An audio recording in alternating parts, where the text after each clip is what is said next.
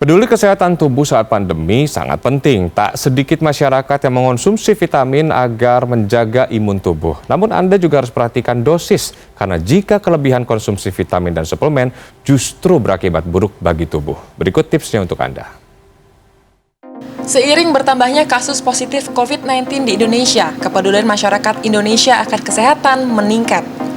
Guna memperkuat imunitas tubuh, tak sedikit masyarakat yang mulai rutin berolahraga, makan makanan sehat, ditambah dengan konsumsi vitamin.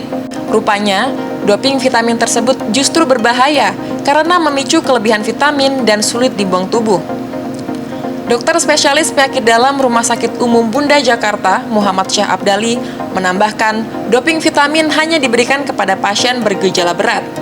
Bagi orang sehat, hanya perlu mengkonsumsi makanan syarat nutrisi serta kaya akan sumber vitamin dan mineral. Jadi istilah doping vitamin ini lebih kita utamakan pada pasien-pasien yang sedang dalam keadaan sakit berat, ya, atau memang dalam keadaan defisiensi atau kekurangan vitamin. Ya, biasanya baru kita berikan vitamin yang dosis tinggi. Tapi kalau dalam konteksnya adalah kita dalam keadaan sehat, maka doping vitamin tidak wajib. Ya, jadi sifatnya boleh, tapi tidak wajib. Karena kita menganjurkannya adalah tetap makan makanan dengan porsi sehat seimbang. Vitamin B dan C termasuk vitamin yang larut dalam air, sehingga apabila dikonsumsi dalam jumlah berlebih, dapat dikeluarkan melalui urin. Sementara vitamin A, D, E, dan K tergolong yang larut dalam lemak. Jika dikonsumsi secara berlebihan, akan mengendap di dalam lemak tubuh dan menimbulkan efek samping. Di antaranya gangguan pencernaan, mual, muntah, pusing, hingga batu ginjal.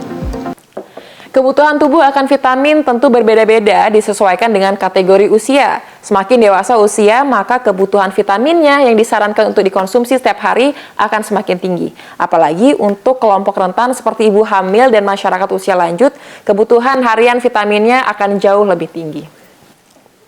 Menurut data dari situs resmi organisasi kesehatan non-profit terbesar di Amerika Serikat, Mayo Clinic, kebutuhan harian vitamin bagi orang dewasa yang disarankan ialah vitamin B kompleks sebesar 30 mikrogram, vitamin B6 sebesar 1,4 mg bagi orang dewasa di bawah usia 50 tahun, di atas 50 tahun jumlah harian yang disarankan adalah 1,5 mg untuk wanita dan 1,7 mg untuk pria.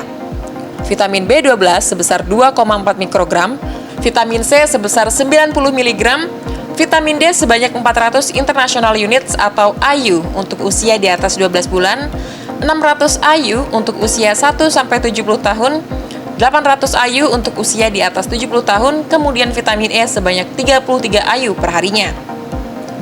Selain konsumsi vitamin, dokter spesialis gizi Rumah Sakit Brawijaya, Sindiawati Pujaji mengatakan nutrisi utama yang diperlukan tubuh ialah protein. Sebab protein merupakan salah satu sumber energi. Sumber protein dapat ditemukan pada daging ayam, telur, tahu, tempe, kacang-kacangan, dan susu. Berikutnya adalah sumber lemak bagus, omega 3, omega 9, vitamin, dan mineral. Jadi yang pasti kita harus utamakan sumber protein. Ya, itu nggak boleh sampai lupa. Jadi kebutuhan kita itu sekitar 0,8 sampai 1 gram per kilogram berat badan pada orang yang nggak ada masalah apa-apa. Kalau lebih ada masalah atau butuh lebih tinggi dalam kondisi-kondisi sakit, kemungkinan bisa lebih tinggi. Nah, itu biasanya dokter udah mulai memutuskan berapa kebutuhannya, ya, disesuaikan dengan masing-masing kondisi. Ada beberapa hal yang dapat dilakukan untuk mengurangi jumlah vitamin yang berlebihan dalam tubuh. Di antaranya adalah minum air putih yang banyak. Kemudian jika kita merasa sudah mengkonsumsi makanan yang bergizi seimbang, maka tidak perlu lagi untuk mengkonsumsi suplemen. Dan yang paling penting adalah mengkonsultasikan gejalanya dengan dokter, karena semua gejala tidak bisa disamaratakan solusinya, alias harus disesuaikan dengan kondisi tubuh masing-masing. Putih Vanfudi, Imam Mohairib,